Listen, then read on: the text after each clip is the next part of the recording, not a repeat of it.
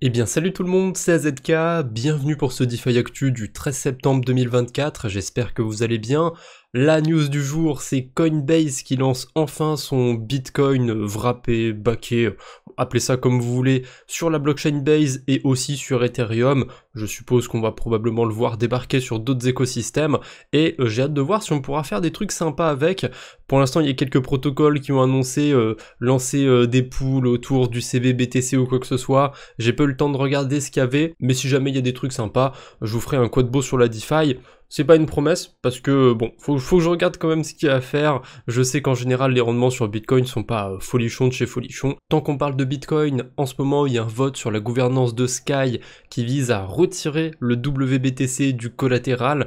On en a un peu parlé dans des précédents DeFi Actu, depuis que Justin Sun va plus ou moins avoir la main sur le WBTC, il y a des protocoles qui essayent de s'éloigner un petit peu de ce WBTC, peut-être au profit d'autres versions, comme le CBBTC, on verra bien. Pour l'instant, c'est pas encore acté, c'est pas encore passé, mais à mon avis, ça va passer parce que la communauté du protocole a l'air d'être plutôt en faveur de retirer le WBTC du collatéral. En tout cas, si jamais ça passe, je pense que j'en serai informé et que j'en parlerai dans un prochain DeFi Actu. Ensuite, on a Trump qui annonce que le projet World Liberty Financial sera lancé le 16 septembre. Pour ceux qui n'ont pas suivi ça, je crois pas l'avoir relayé dans les DeFi Actu. En gros, va y avoir une version d'AAV en partenariat avec Trump, je sais pas si c'est la bonne manière de dire, mais c'est pas un fork, ils reprennent pas le code pour en faire un autre protocole. Si je comprends bien, c'est un petit peu comme les intégrations qu'on a autour d'Etherfi et autour de Lido. Maintenant sur AAV, on a des marchés parallèles sur Ethereum, donc on a le marché principal, mais on a aussi un marché dédié au WST Ethereum et au EE Ethereum d'Etherfi. Du coup, on a un nouveau marché parallèle qui devrait ouvrir autour de Trump, pas nécessairement avec des crypto Trump ou je sais pas quoi, hein. Ce sera un marché traditionnel, je pense, d'AAV avec de l'Ether, du Bitcoin, des stablecoins, peut-être d'autres cryptos. Et d'ailleurs, je me demande si ça va être sur Ethereum ou sur Polygon, j'ai pas suivi, mais vu qu'il y a beaucoup de collections de NFT de Trump qui sont sur Polygon, ça m'étonnerait pas que ce soit sur cet écosystème. On verra d'ici le 16 septembre, peut-être qu'il y aura des trucs sympas à faire aussi là-bas. Grayscale va lancer un trust autour du token Ripple aux États-Unis qui permettra du coup aux investisseurs institutionnels de s'exposer directement au token XRP.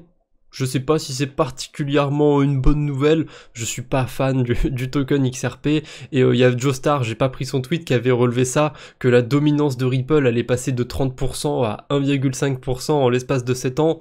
Donc c'est peut-être pas l'actif le plus performant de ces dernières années.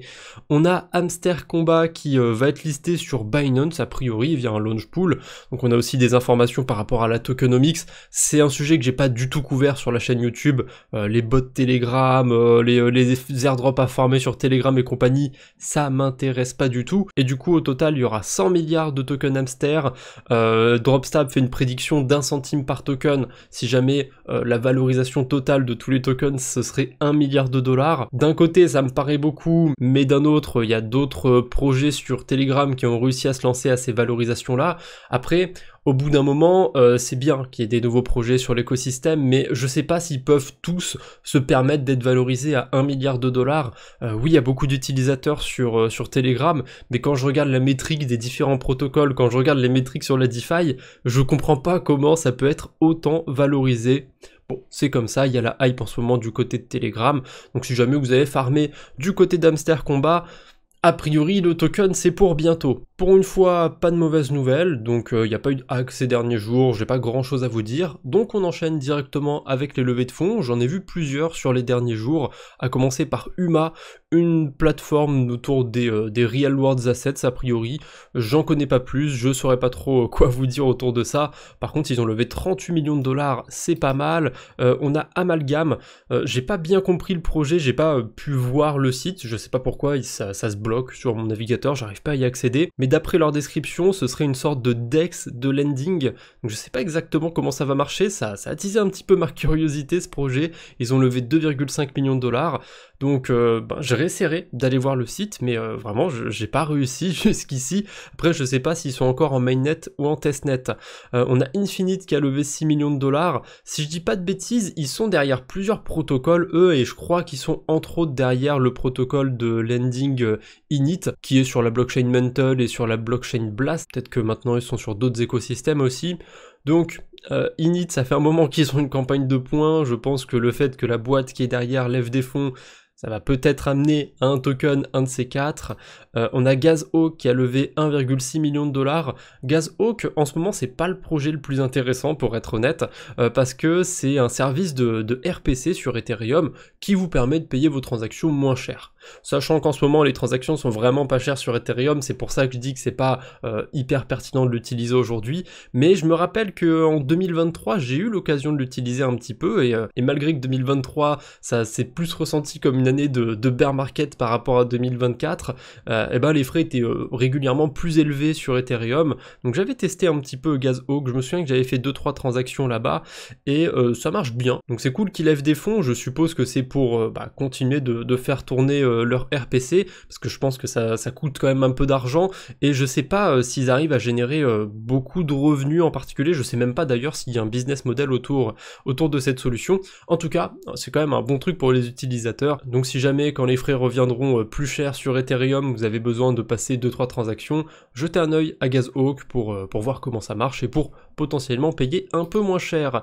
On a BSX, un protocole de perpétuel sur la blockchain Base, si je dis pas de bêtises, qui a levé des fonds auprès de HTX, on sait pas combien, on sait pas pourquoi, on n'en sait pas plus, donc j'enchaîne avec la dernière levée de fonds, et c'est un petit peu la levée de fonds what the fuck du jour. C'est un projet qui s'appelle Castile, donc c'est un studio de jeux Web3 qui va développer un RPG dans le style de Cthulhu. Pourquoi pas? Je suis pas très RPG, donc je pense pas que ce sera pour moi, et je suis pas très jeu Web3 non plus, mais ça je le dis à chaque fois. Par contre, un RPG autour de Cthulhu, ça peut quand même être quelque chose, et je vois qu'il y a Aptos dans les investisseurs, donc si ça se trouve ce serait un RPG Cthulhu sur Aptos. Là franchement, je pense que je peux dire Camoulox. Après cette petite page de levée de fonds, la page airdrop qui va être très courte puisqu'il y en a qu'un seul, c'est Stormtrade qui a pas encore lancé son token, attention, on peut aller réclamer des sortes de bons, ça s'appelle des vouchers en anglais, donc c'est des sortes de bons qui vont vous octroyer des tokens, mais c'est un peu curieux ce qu'ils ont fait. Moi je l'ai vraiment pas farmé Stormtrade, j'ai un petit peu de tokens à réclamer sur un wallet, mais j'en ai moins de 1000, et en gros si on a moins de 1000, on est obligé d'attendre que le token soit listé pour pouvoir les récupérer, alors que si on a plus de 1000 ou plus de 10 000 tokens, on peut avoir un bon de 1000 ou 10 000 tokens. Je comprends pas trop à quoi ils servent ces bons, est-ce que ça va octroyer un avantage à ceux qui les ont et ils vont pouvoir vendre plus tôt que la plèbe qui a farmé que 500 tokens? Ça peut être éventuellement un modèle pour éviter que les Sibylles vendent trop vite leurs tokens. Bon, curieux, on verra bien ce que ça donnera quand le token sera lancé. J'ai pas fait gaffe s'il y avait des informations, une date qui avait été publiée, mais on en reparlera probablement. Ensuite, on a Layer 0 qui via BeyondTech va permettre de connecter Bitcoin à toutes les chaînes qui sont compatibles sur Layer 0.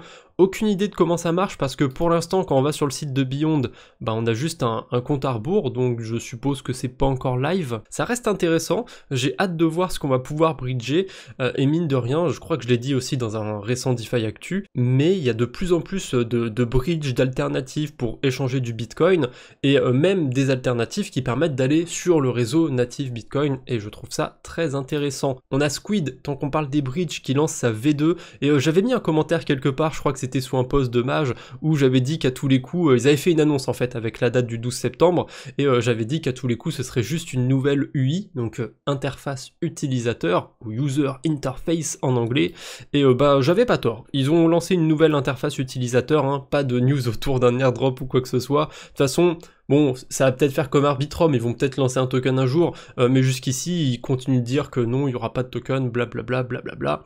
Donc, qu'est-ce qu'il y a dans Squid 2.0 Voilà, c'est les trucs habituels, c'est plus rapide, c'est plus intelligent, c'est plus joli, voilà, ok, pourquoi pas. Dans ce cas-là, pourquoi, ça c'est Cryptobash qui le partage, pourquoi pour bridger un Ether d'Optimism à Arbitrum, il fait un chemin complètement débile où il va convertir les Ethers sur Optimism contre des tokens OP, puis contre des USDC.E, puis contre des AXL USDC, pour ensuite bridger ces AXL USDC sur Arbitrum, pour les rééchanger contre des USDC sur PancakeSwap, pour les rééchanger contre des Ethers sur Uniswap, pour enfin unwrapper ces WETH et recevoir de l'Ether sur Arbitrum. Magnifique, on a perdu 1,4% dans la manœuvre, alors que y a des bridges qui permettent directement d'envoyer de l'Ether entre Optimism et Arbitrum.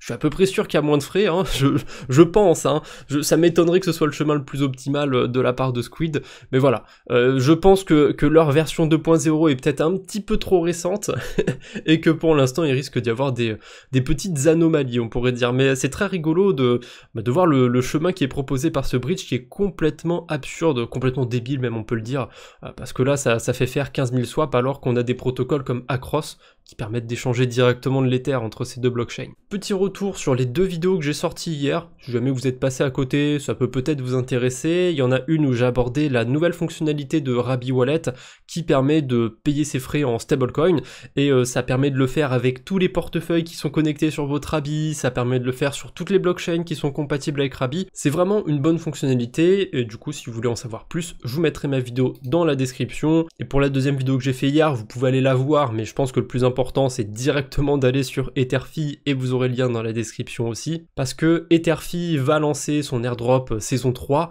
et il propose de récupérer les tokens sur Base, sauf qu'actuellement le token il n'est pas échangeable, il n'est pas bridgeable sur Base, donc s'il rajoute pas une pool de liquidité d'ici à ce que l'airdrop soit lancé, c'est un petit peu con, ça veut dire que les gens vont se retrouver avec un token qui est pas liquide. C'est pas la première fois que je vois ça, où il y a un protocole qui se déploie sur une autre blockchain et qui oublie de soit ouvrir un bridge ou une pool de liquidité.